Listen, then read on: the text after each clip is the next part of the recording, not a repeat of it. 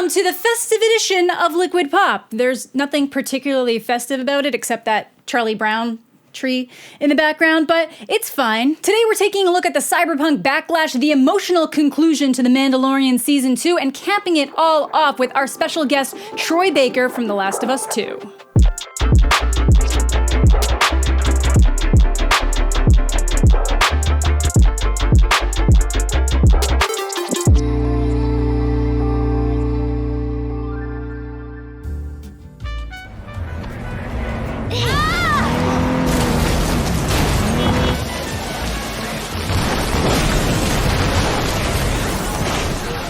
So after months of delays and hype, Cyberpunk 2077 is finally here, but it seems like it maybe should have been tucked away a little bit longer, especially for the last-gen consoles. The PS4 and Xbox One experience has been so bad that CD Projekt Red had to release an official apology for not providing an accurate representation of the game on those systems, and then promise people refunds, without running it by Sony and Microsoft first. This led to Sony not only offering refunds, but actually completely pulling the game from their store, which is entirely unheard of.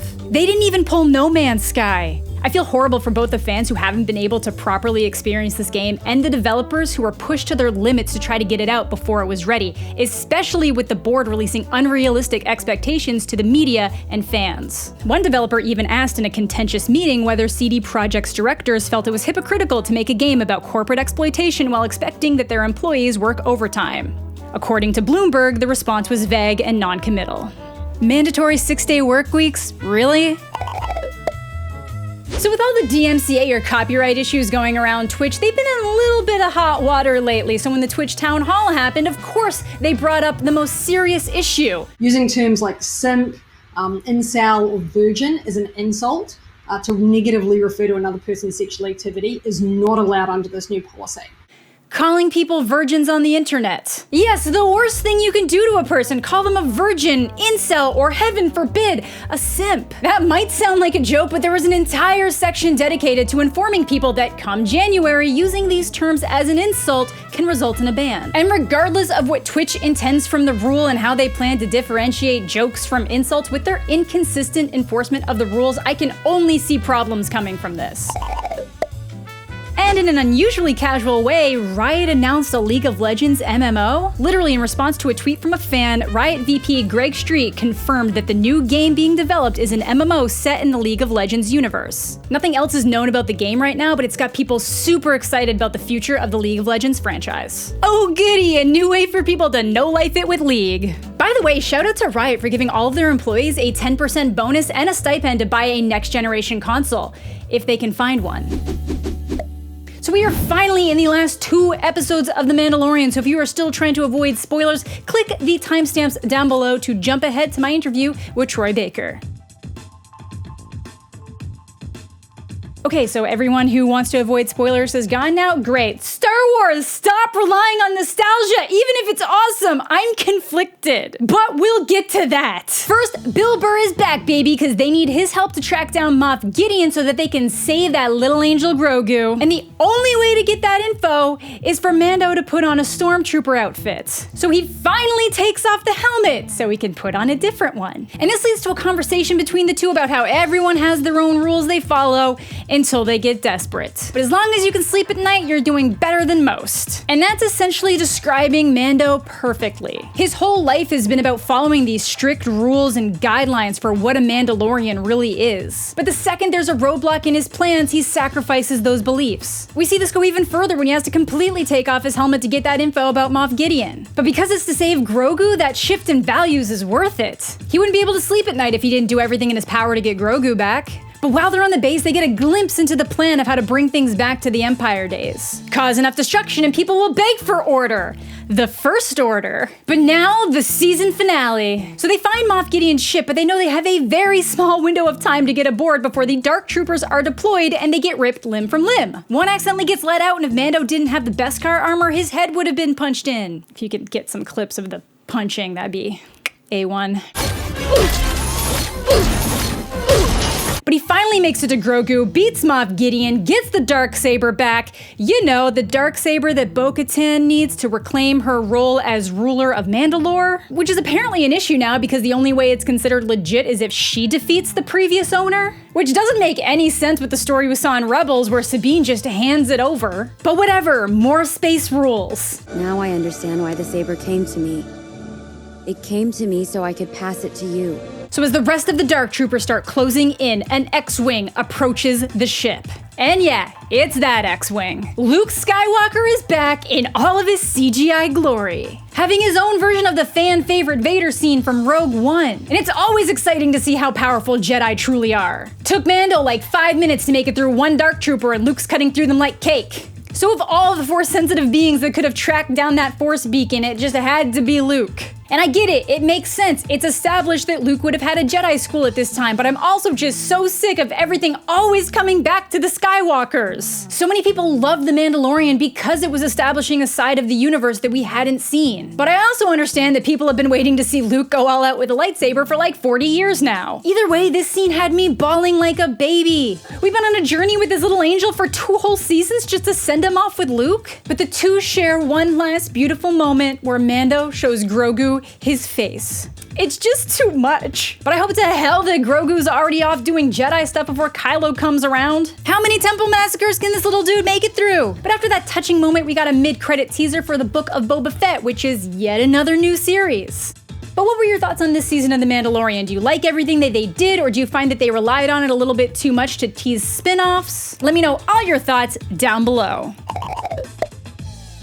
Like most major events this year, the Game Awards were broadcast online, but they actually managed to almost double their viewership from 2019, going from about 45 million viewers to 83 million. And while it is a show to highlight the best and most played games of 2020, a large chunk of the runtime is dedicated to announcements and new releases. You could argue that it's a 2-hour commercial, but there was still a lot of really cool announcements. We were blessed with digital Vin Diesel in the new Ark game, and we finally got to see some footage from Back 4 Blood, the spiritual successor to Left 4 Dead by the same studio. But in terms of the big wins, Hades won for Best Action Game, League of Legends took Best Esport, and Among Us won for Best Multiplayer in an inspiring year of small team triumph. But the big win, Best Game of the Year, went to The Last of Us 2, a game that today's guest is at the heart of, Troy Baker. For those of you who don't know, Troy is an amazing actor behind the voices of characters like Booker in BioShock Infinite, Higgs in Death Stranding, and my personal favorite, Joel from The Last of Us. I lost power just before we were scheduled to start, so I had to safely go to a different location to record this, but we got it done, and I am so happy to present my conversation with Troy Baker. Someone says, like, I can't believe that The Last of Us won Game of the Year. It's like, it already was. They just gave him an award for it. I agree. Does that take away the title from anybody else? No. And it's the reason why I love awards is because it affords people potentially the ability to keep making more games. And that's always good for the industry. But it doesn't retroactively make my performance better or worse if I win or don't win. It's not about how good of a job I did. It's about how the game came together.